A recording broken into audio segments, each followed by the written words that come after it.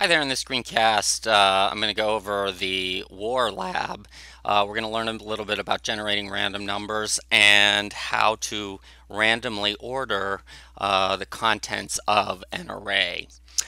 Okay, so what is your goal in this lab? Well, the goal is going to be to create, or you're not going to create it from scratch, but to supply the missing code that's going to get a simple game of war to work.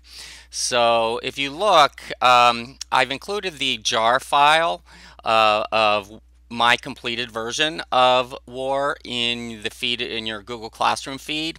So it'll be war.jar. If you download that and double click on it, the War game will come up, and there's only two buttons. There's this big text box here that is essentially lists the cards that are in each player's hand.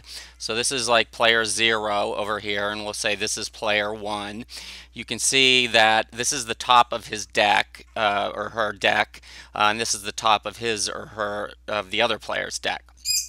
So as you go, once you start a new game, the shoot button will become visible or become enabled, and you can start clicking shoot, and the cards will come up. The top of the first card on the top of the deck for each player will come up, and there'll be a comparison of it.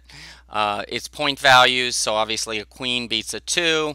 So when I hit shoot again, we should see the queen and the 2 at the bottom of this player's deck. And instead of this player having 26 cards and this player having 26 cards, we should see 27 and 25 because the player 1 will have captured player 0's 2. So let's see, if I hit shoot again, yep, sure enough, I see the 2 of spades and the queen of diamonds down here, and 27 cards for player 1 and 25 cards for player 0.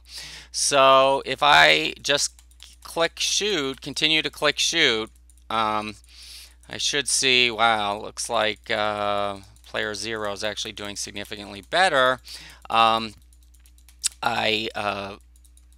We'll see the ebb and flow of the game. Now, this is a really simple version of War, and when I say simple, I mean if there's a tie, so if you have two cards of the same suit that have the same, no, not of the same point value, they would be different suits because we're only dealing with a single deck of cards. So the rule is both cards go to the bottom of their respective player's deck. So let's see if I can come up with one here where there's a tie. And of course, I can't come up with one when I'm trying to. So let's just assume that the ace of spades was still here and the ace of diamonds was over here instead of the 8 of diamonds.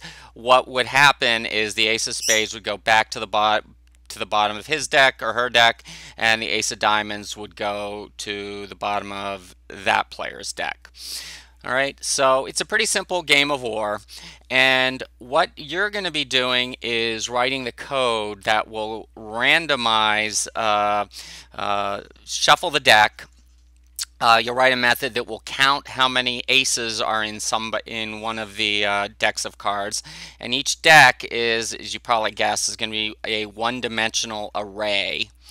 All right, and then lastly, let's see, you're also going to write the code that will define the behavior. So the code behind the comparison of the two cards, and then the repositioning of each card at in their correct location, depending on whose point value is higher, and then the adjustment of each deck and the adjustment of how many cards each player has. All right, so that's what our goal is, and to be able to hit that goal, there's a couple things we need to know. And the first thing is how to generate random, the classic way to generate random int values in Java. Now, there is, starting with later versions of Java, there was a built-in class for Java called random, the random class. It's a little bit easier to use than the traditional way of generating random numbers, but I think this is, or I know this is the way the AP curriculum always generates random numbers, so you should know how to do it kind of the old-fashioned way. All right, so here is how you generate a random number, consecutive int values between some smallest possible value, so some smallest possible int value, and the spread is this variable here called how many. So for example, if I wanted to generate the random numbers, 10 random int values between 10 and 19, well, instead of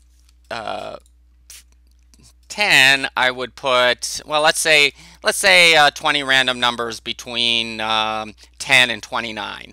I would put a 20 there, and then I would put a 10 there. Okay, so the rest of it, the casting this as an int, the math.random stays the way it is, and then this basically assigns that value to an int variable called x. All right, so the reason this works is this. Math.random is a built-in method in the math class that returns a random value between and including 0 and up to 0.999999 going on forever, or however many decimals a double value can come up with, or a double value can have. So essentially, if you're let's just take the obvious case of generating a random value between 1 and 10 and including both of them. So I put 10 there, I would put 1 there.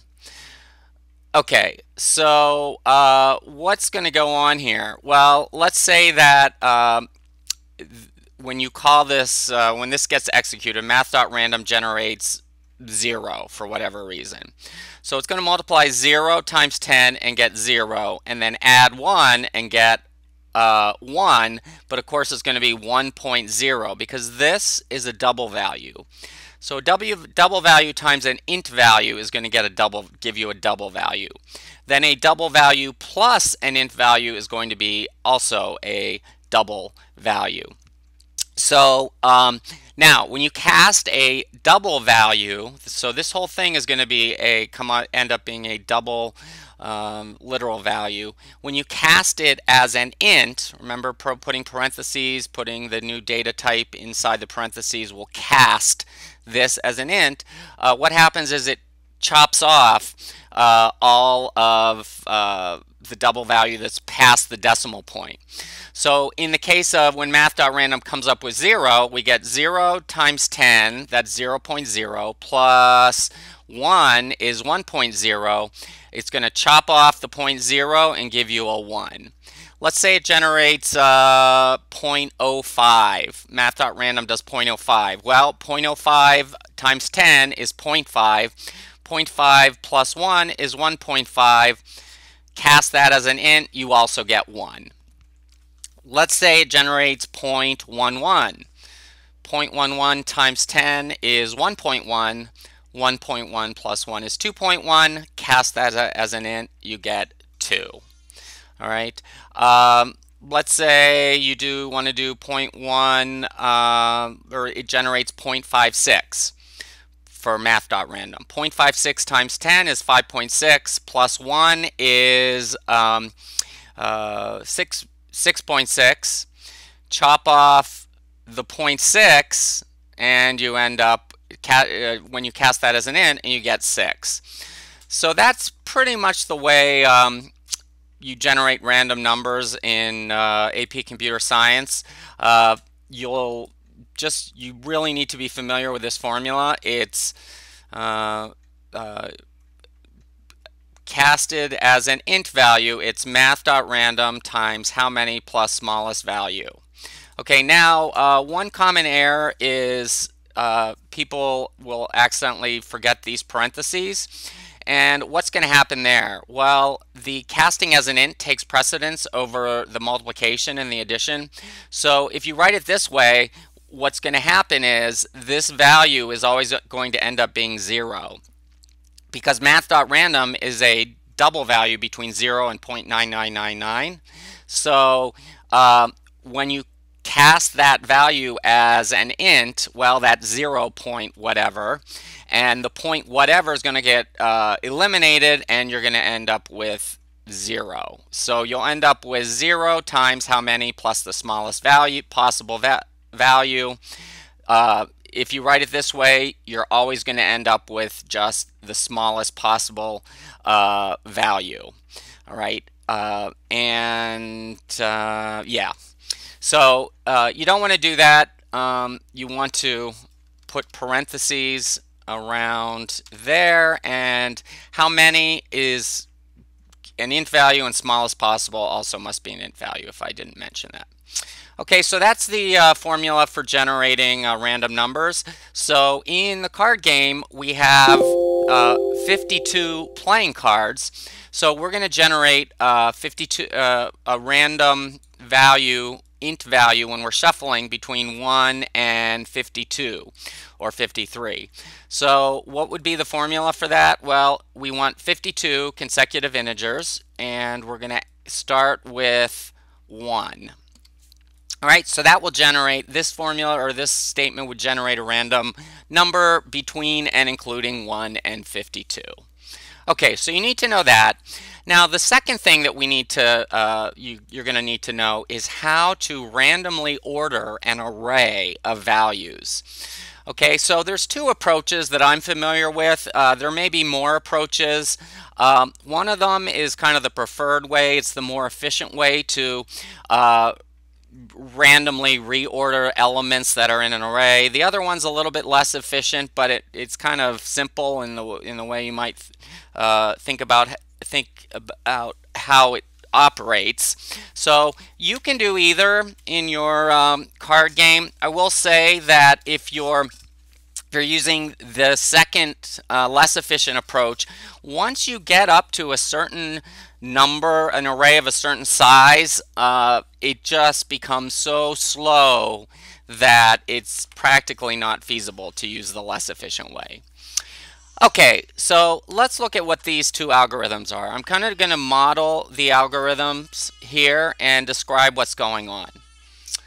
And I think I have a baby crying in the background. All right, I'm going to pause and see what's going on over there. All right, I'm back. Okay, so in the first algorithm, what we want to do, so let's say we have an array of ints that are between 1 and 5, and we want to randomly order our array of int values that are between 1 and 5. So we want to create a new array with the contents of the old array in random order. All right, so the first thing you would want to do is you would want to create your array of ints that are between 1 and 5.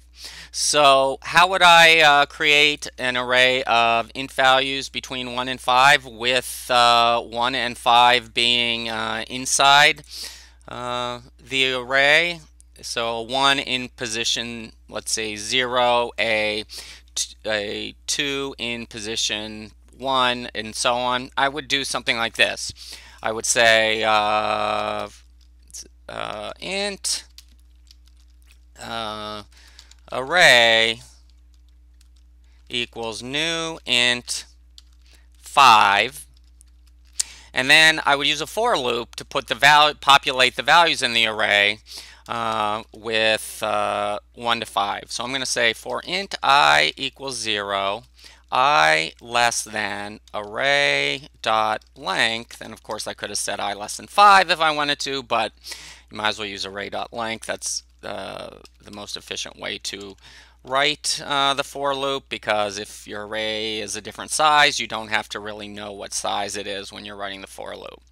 So I'm going to say what? I'm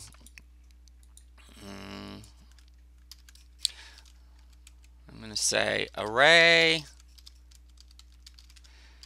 I equals what? I plus 1. Okay, so that's going to put a 1 in position 0 of my array, a 2 in position 1, and so on.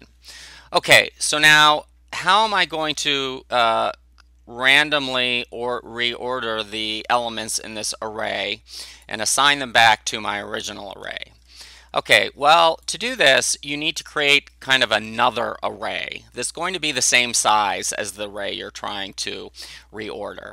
And in the second array, you're going to pluck out values from the original array, and every time you pluck out a value, you're going to put it in the new array in the next spot of the new array, and then you're going to kind of adjust the older, you're going to perform a trick where you kind of adjust every element down one, and then the next time through your loop, you're going to start with a smaller array of values or a smaller array of the values that remain, and go with it from there until you're all the way down to the last value. So the way the array is going to, the overall way the algorithm works is this.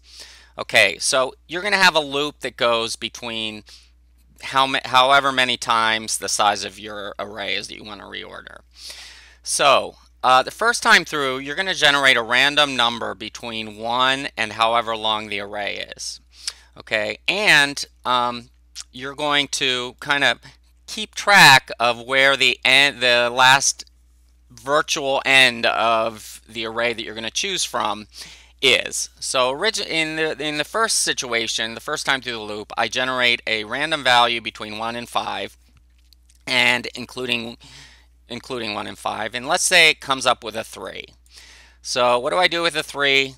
I put the 3 down into the next free position of my new blank array, and then I take the last element of the original array and I put that into where, or I overwrite what was in the spot where I took the value out to put in my new array. And then I kind of keep track of the fact that now I don't really care what's after here. I'm going to generate the next time through a random value between 1 and 4. So the random value that you're generating is not what's in the array, it's the position, the index that you're going to use when you take whatever value is in that position and add it to your new array. So let's say it generates a 2 the next time. Well, I'm going to copy the 2 down into the next free position in my new array, and I'm going to take the last element of my array virtually, okay, so it's virtually the last element, and put that into where the 2 was. And then I adjust downward. Okay, so now let's say it generates, now we're just generating a number value between 1 and 3. Okay, so let's say that it generates a 3. So I'm going to take the 3, it's going to go in the next, or the 5, or whatever's in the 3 position I'm going to take it and put it in the next free position of my new array. All right, then I'm going to take what was there, okay, what was the last value in my array, which was a 5, and place it in where I just took the 5 from. So really, in this case, it's just going to take the 5 and overwrite itself with a 5. Then it's going to move on, and now the next time through the loop only generate a value between 1 and 4. So let's just say it generates a 1. So it's going to take the 1, it's going to put it in there, and it's going to move the 4 down, and now it's going to have to generate a random value between 1 and 1, and lastly it's going to do that, and your loop is over. Now in my array here, I should have really had these values start with position 0, of course, 0 to 4. Let's just assume that the array has another element on the end here that's position 0, and for the sake of simplicity we're just kind of ignoring it. So I apologize for that. I probably should have drawn this with the first element being a 0 and not a 1. So as a matter of fact, let me see if I can fix that real fast. So let me do that, and I'm going to then paste it. Okay, so yeah. Okay, so let's say I really have a position 0, and I'm just really ignoring it when I do my loop. Oh well, whatever. Okay, so that's the preferred way of randomly ordering values in array. Now, what's the other alternative? Well, the other alternative is to do this. So let's say that I, start with the numbers 1, 2. Let me send this to back. 3, 4, and 5, and I want to randomly order that and put them in positions 1 to 5 of my a new array. Okay, that's going to be the same as the old one except with these in random order. And once again, we would have an element 0 off here on the end, and I'm just going to ignore it for now. Okay, so what you do is you create actually 2 new arrays. All right, and one of them is going to be an array of bool values that you're going to start populating with trues. So you write a loop that's going to, or you create 2 new arrays. You write a loop that's going to populate the one of them with true, true, true, true, true. All right, then the way the algorithm will work is you'll constantly generate a random number between 1 and 5.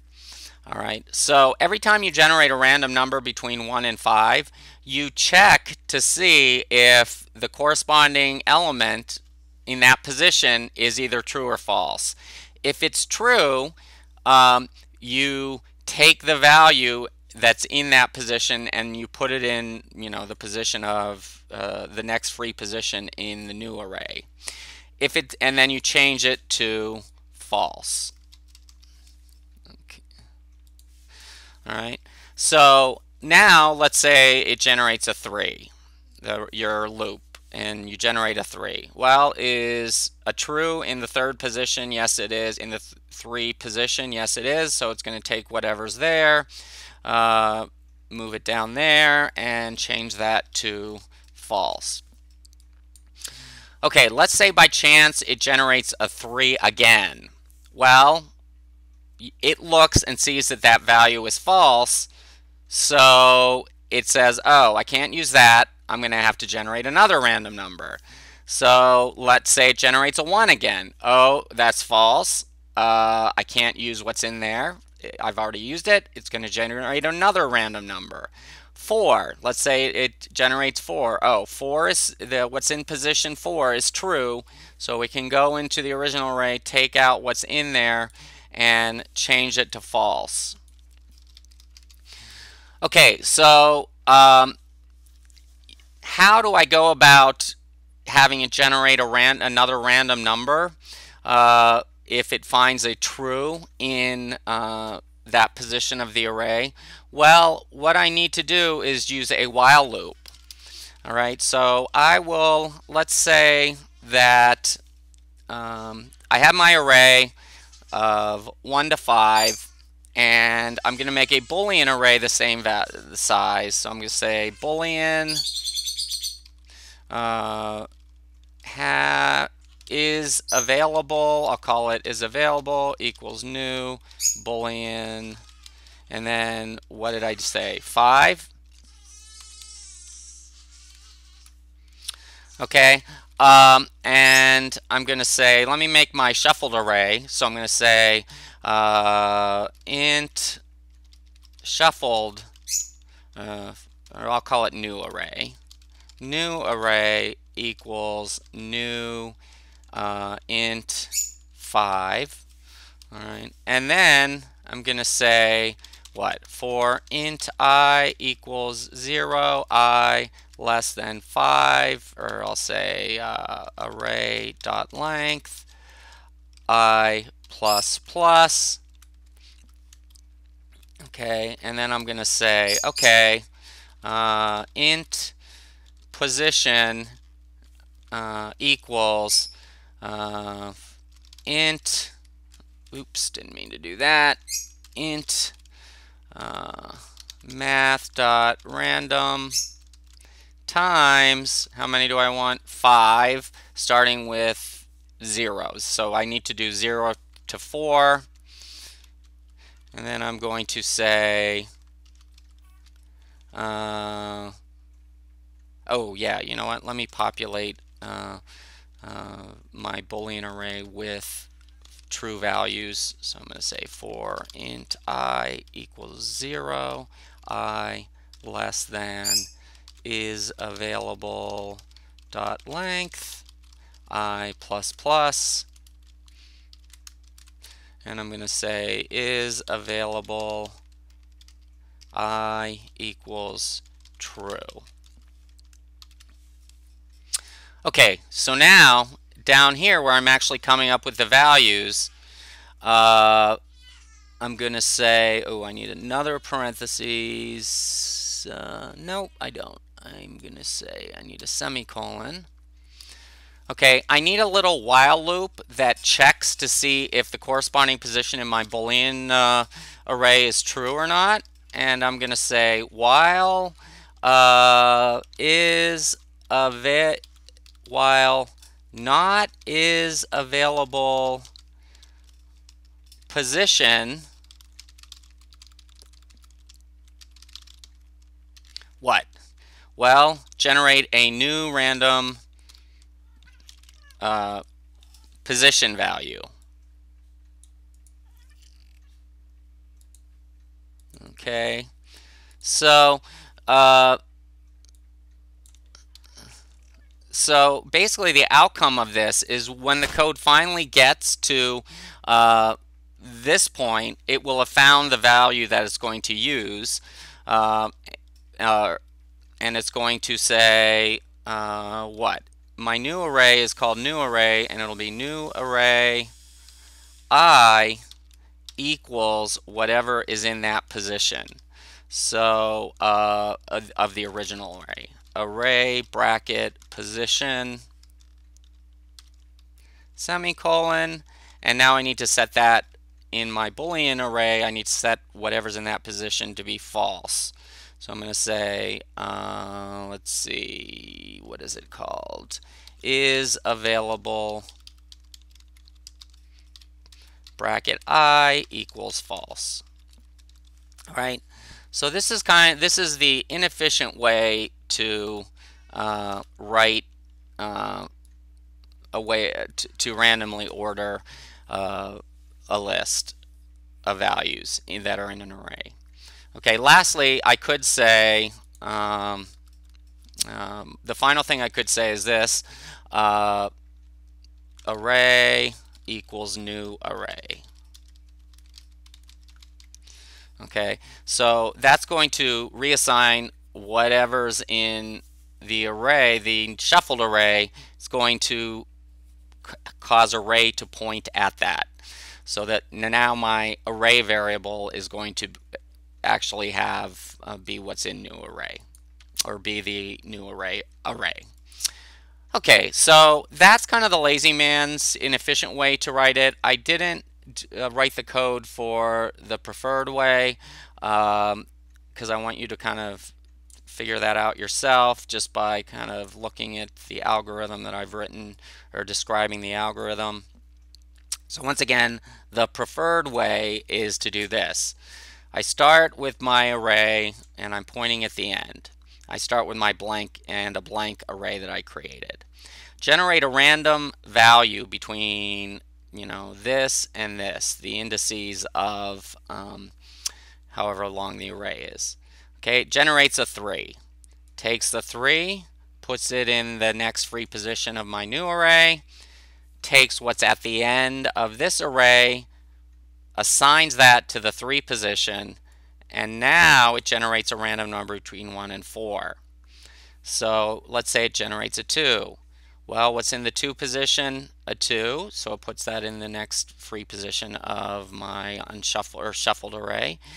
Takes what's at the end of the original array, overwrites, assigns it to the 2 position, and then moves this down, so now it's generating a random value between 1 and 3.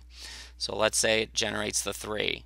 Takes the 3, puts it there, then takes whatever is in the last position of the array, which is a 5, and assigns it to that same position. Moves it on down. All right, then generates a random number between 1 and 2. Let's say it generates the 1, puts the 1 in there, overwrites what's in the 1 position with what's in the end position. It's a 4. Finally, the last time through, it has to generate a random number between 1 and 1. Takes the 4, puts it down there, and now you have your randomly ordered list. All right, so that's how to generate a randomly order an array of values. Okay, so now I want you to actually open the WAR project that I've attached as a zip file to Google Classroom. So copy it to your Z drive. So go into Google Classroom for the announcement for today's date.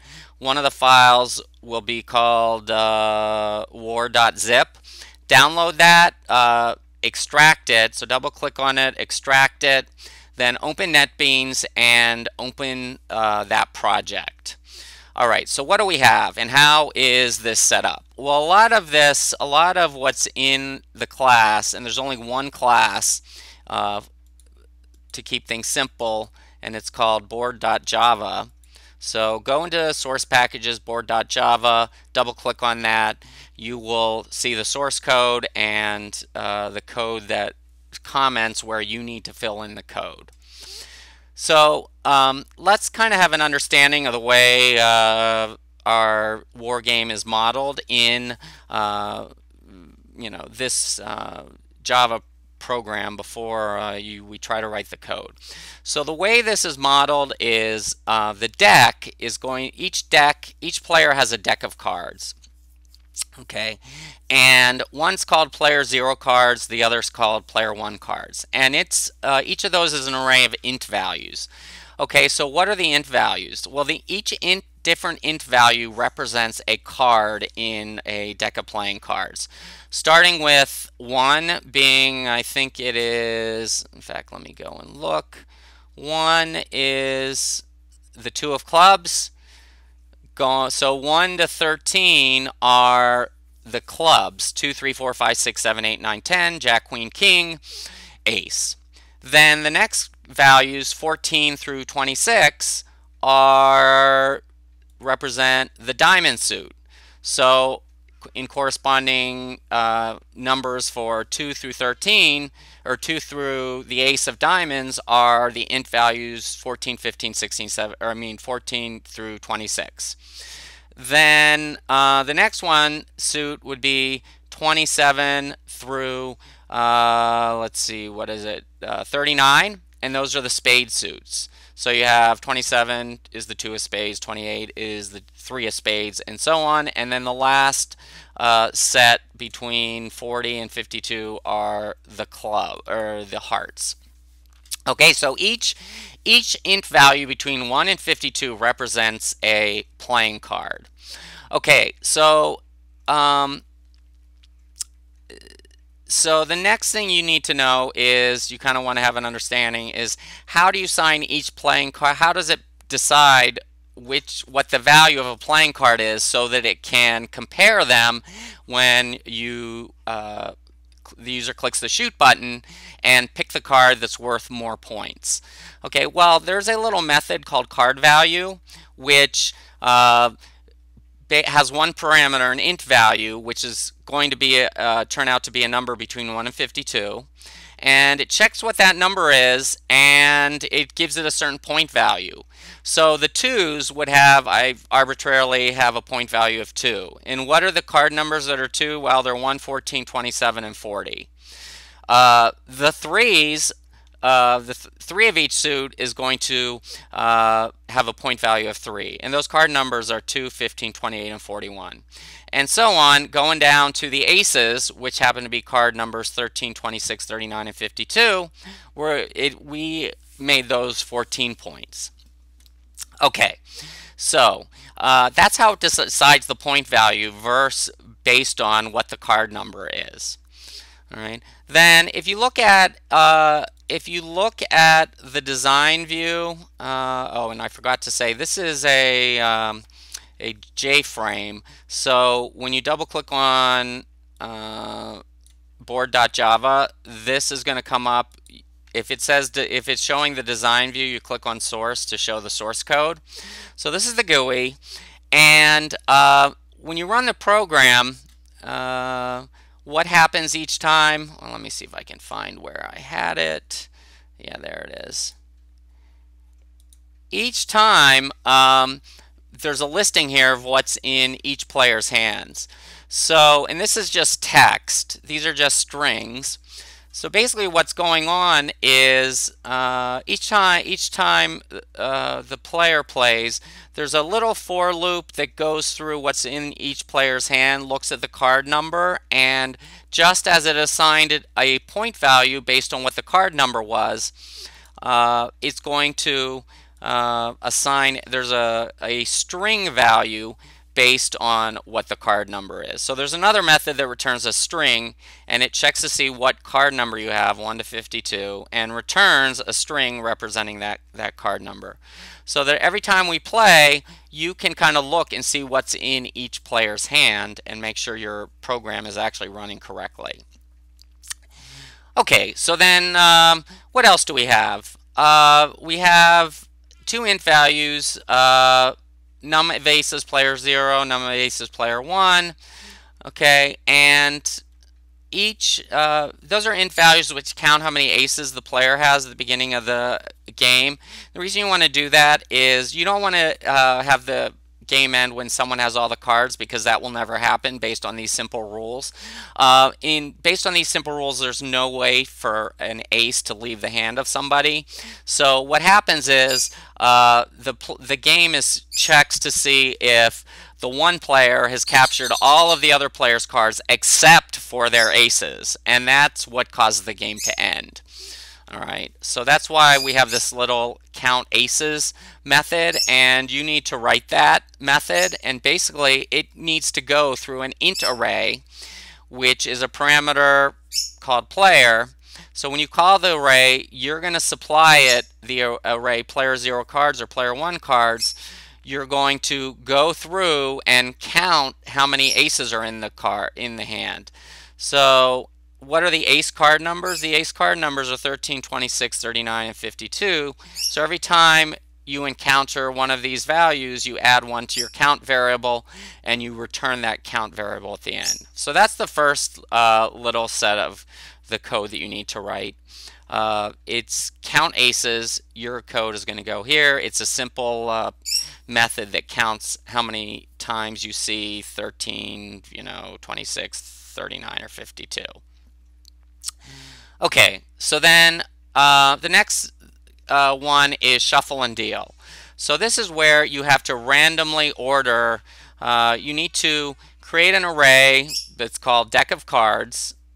Okay, and actually I think you need to say, yeah, you need to create an array of called deck of cards. Oh, and let's see, I also need to it looks like I'm going to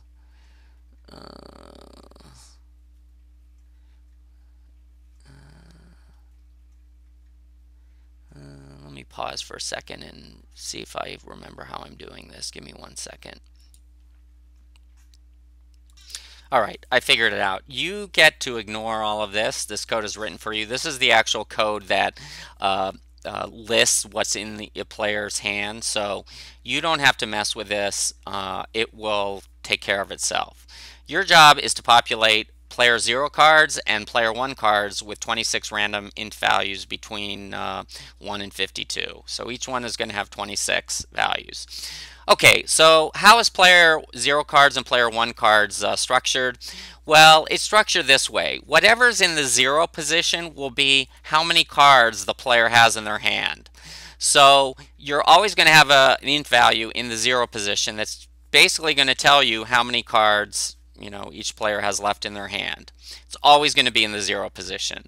Then whatever is in the other positions are going to be the cards that each player has. So those are going to be random int values between those are going to be int values between 1 and 52.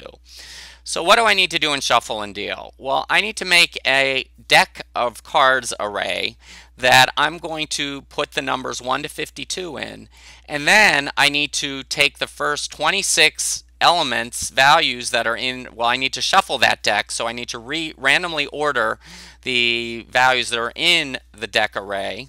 And then I'm going to take you need to take the first 26 values and put them in positions 1 to 26 of player 0 cards. I'm going to take the next 26 values and put them in positions 1 to 26 of player 1 cards. All right, so that's what I need to do in Your Code Goes Here.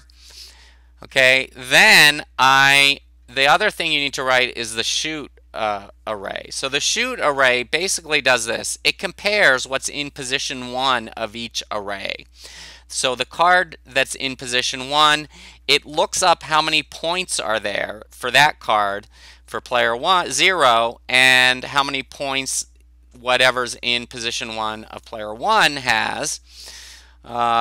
It decides which card has a higher point value.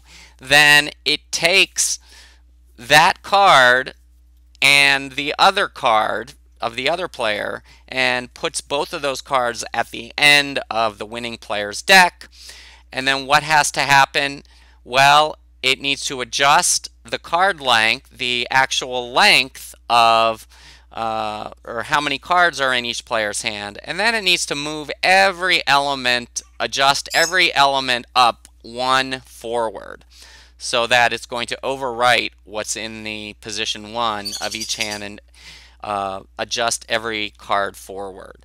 So that's what you need to do in the shoot array. So if you go back and we run the jar file again, and I do new game, what just happened there? Well, the shoot array, or the shuffle and deal method was called.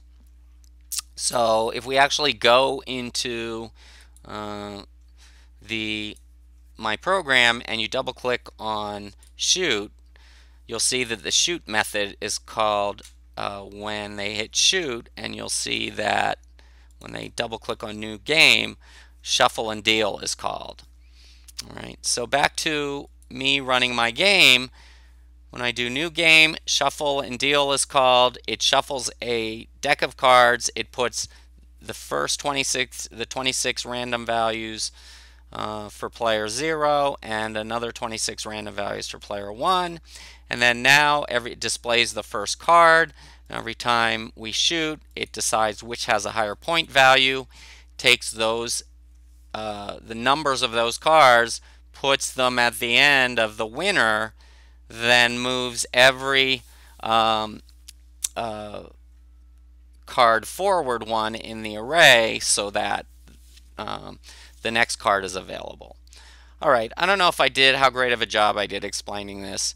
Hopefully at least some of you will have figured that out enough to be able to write the code for this.